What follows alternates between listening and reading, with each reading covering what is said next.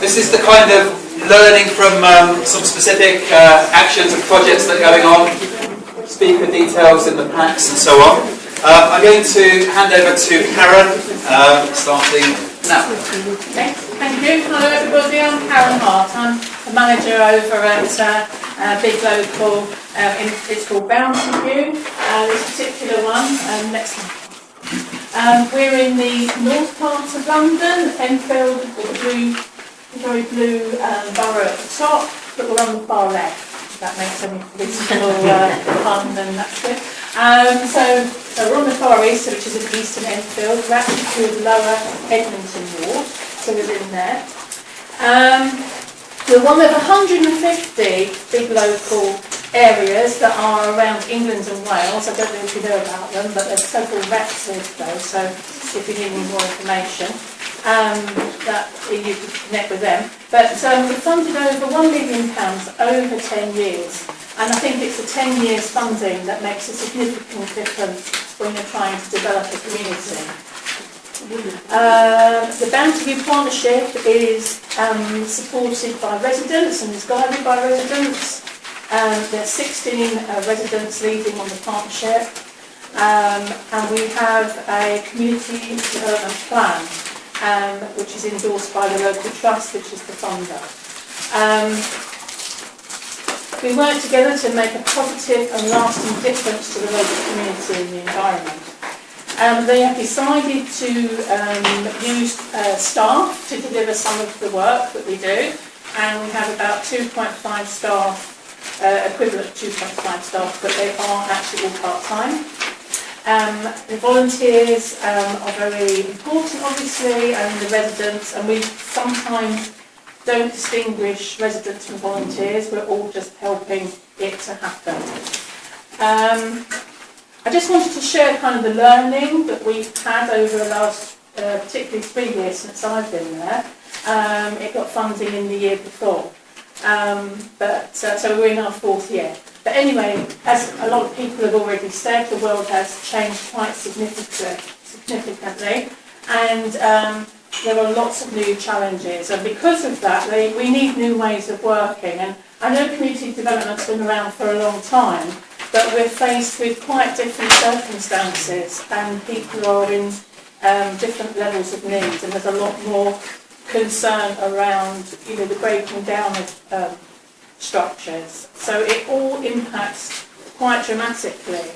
I mean, even phoning the council took yesterday about 2 hours, and then we were referred to the health and safety executive, which took 24 hours to come back, about a biochemical problem. So, there are structures in society that we think are there and accessible, and they're actually not by local people.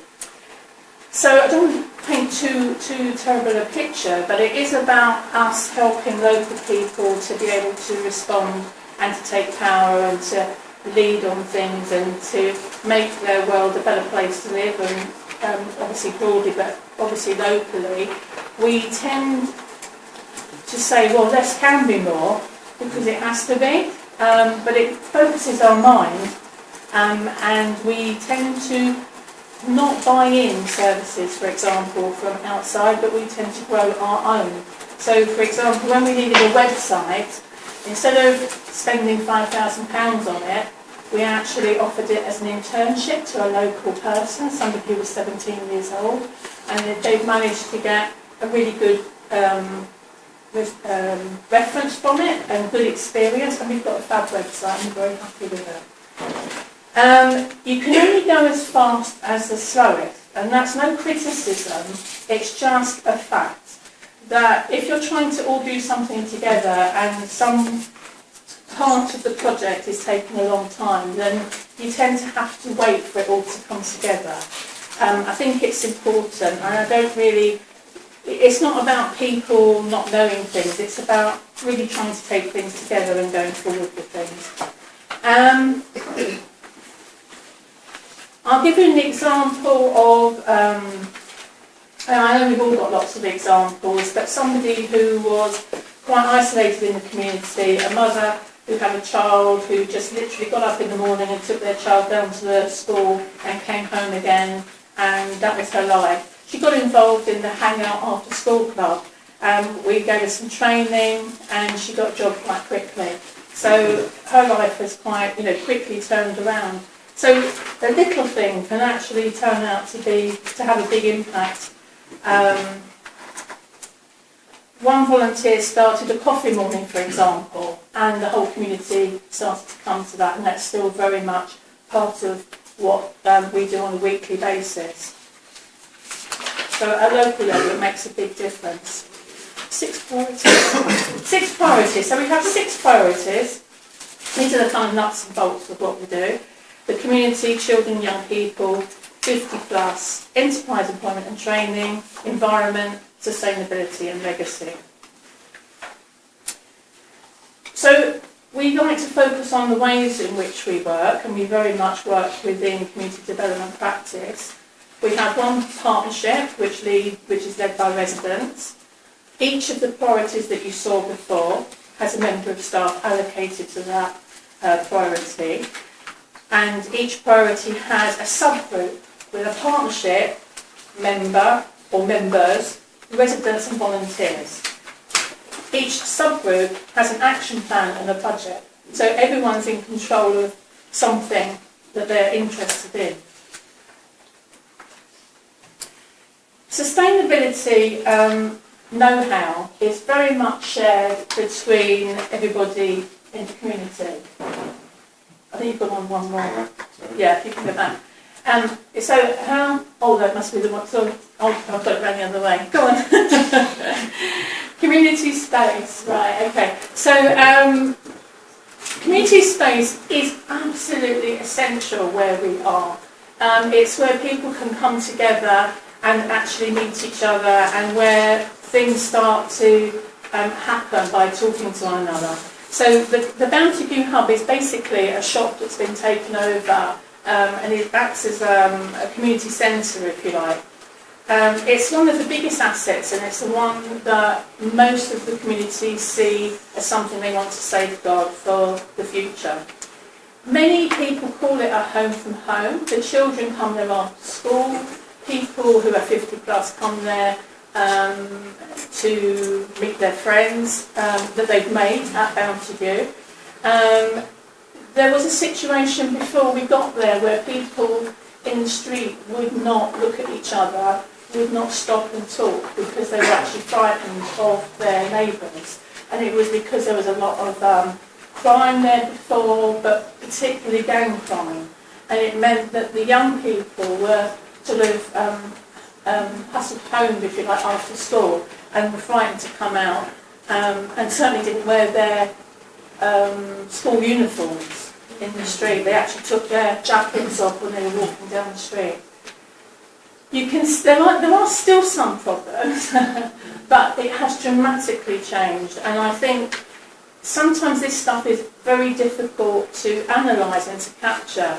But people actually look at each other, they know each other's names, the people that are immediately in our area. They stop and talk, and they smile, and they pop in, and they ask us things, and they bring stuff to the hub. When we're out and about, when we're doing outreach, it's quite evident to see as well that people have some connection with Bountagu, and that means they have a connection with the community. The hub, there is a sort of phrase where we say, we can build it and they will come, but you have to continually engage and go out. We have a very large proportion of the community that's transient, they basically move in and can move out quite quickly, and that's part of the kind of dynamics of London. Outreach, so it has to be consistent, but also things that are one-offs, like so you have an open day, they just don't work unless you follow up with appointments or activities or a call. It's a complete waste of money if you do a one-off event. It's just, you think you're raising your profile, but actually you could be raising some more problems in the future because people say, went along there, had a great chat with so-and-so, and then nothing happened. So you really do have to be consistent, and your follow-ups and some and offer something and also engage people. So if you have people volunteering, then make sure you pick them up on that. Meeting, oh yeah, this is an interesting one. Not everybody likes it, but meetings tend to be held in the hub main space, so that people, when they come in, they actually can hear what's going on. And that's, you know, it is a bit disruptive sometimes of meetings, but actually it has quite a significant impact in that people know what's going on, and it is their space and it is their meeting, if you like. Staff are aware of community development, national occupational standards, and you might sort of think, you know, that's important, and some of you are nodding, and some of you might think, well, what difference does that make? It's because you have to give some context about, well, I think you have to do some context about what it is that you're doing. Because people get involved, and volunteers get involved, and residents get involved. I've put staff here because I actually make sure that they understand what national occupational standards are. I might not call that, you know, national occupational standards to other people that get involved, but I like them to know that we're part of something much bigger, that we're part of something that is known in the community, and there are values attached. So yeah. That's what I do there. Officially, we've got 5,000 population, but it is probably twice as many. We are going to do some research, but basically the houses and residences, even flats, that used to have maybe 1 or 2 people in, or a family in, are now homes of multiple occupancy, potentially. So we're finding that out through the rubbish and the fly tipping, and talking to people, that, you know, there can be 10 or 20 people in the house. And there's all sorts of stories about this, and we have to be careful about how we manage that. But we are getting a lot of complaints about multiple occupancy. And basically people just can't afford to live where they're living now, so it's getting quite difficult. And as I said to you before, residents know each other by name that are particularly local, or certainly have seen people through Bountagu and nod to each other, which has made a big impact. And one phrase I've just put down here, which is additional to this, is people have said things like, you can find out what you need in each other. And I think that's really important, that people that have got very little are actually helping one another. Okay, sustainability. We focus, one of our priorities, as I said before, is on enterprise employment and training, but it's also part of our core sustainability strategy. And you'll see that we run sessions on how to run a community festival, how to run events. I'm training a second group of people next week on community research, because we're going out in the community. We're looking at training people in stewarding, because we've got our festival coming up again in the summer, and they'll be gaining a level 2 qualification. Food hygiene, level 2 and 3 is important, because you can't put on a festival or an event without something. I think it's actually now a level 3 that you need. First aid, childcare, playware, all of those things, and coaching is something that we're getting from Tottenham Hotspur, so that people can train up as sports coaches. So there is still resource out there in addition to the funds that we get, and it's about working collaboratively. We're also focusing on enterprise, and Clarice is here at the front here, who can talk to you later in the break. And there's lots of initiatives around engaging young people in enterprise, not just people that are looking for work. And we're trying to train quite young people in how to start up little businesses and be entrepreneurial, because we feel that this is really important to educate young people in an enterprise culture. We've got business-to-business networks, access to funding and awards and loans. Right. In relation to the sustainability and legacy, we have all of these things in place in terms of knowledge sharing. We find that that's really important, that when we've learned something, we share it with the community. Entrepreneurs through the networks cascade learning onto others and mentor others. The job centre, the job club has actually been very effective this year in engaging local people because it was a bit flat the year before. An enterprise, we've had 45 people go through the enterprise project, and actually I think the first year 15 of them got funding. But from Unlimited, I don't know if you're aware of Unlimited, to start up projects. We're very much interested in looking forward to having something that will sustain the hub, but it could be somewhere else in our area, and we're looking at the possibility of a community cafe. We're also interested in neighbourhood planning, and we want to know, a bit more about it, but I think the partnership are quite keen on looking at linking with a development that's not too far away from us, where there's, I think, something like 10,000 homes going into an area. The annual festival could become part of the local economy, and we're looking at hubs around maybe IT and tech, but also music production. And we're looking at linking our small business hubs with the wider community around us. In terms of legacy, you are going to be leaving an infrastructure, hopefully, with these projects. And in Bountagu, it may be in the form of a hub, a community cafe, businesses that have been set up, and investment that's been brought in.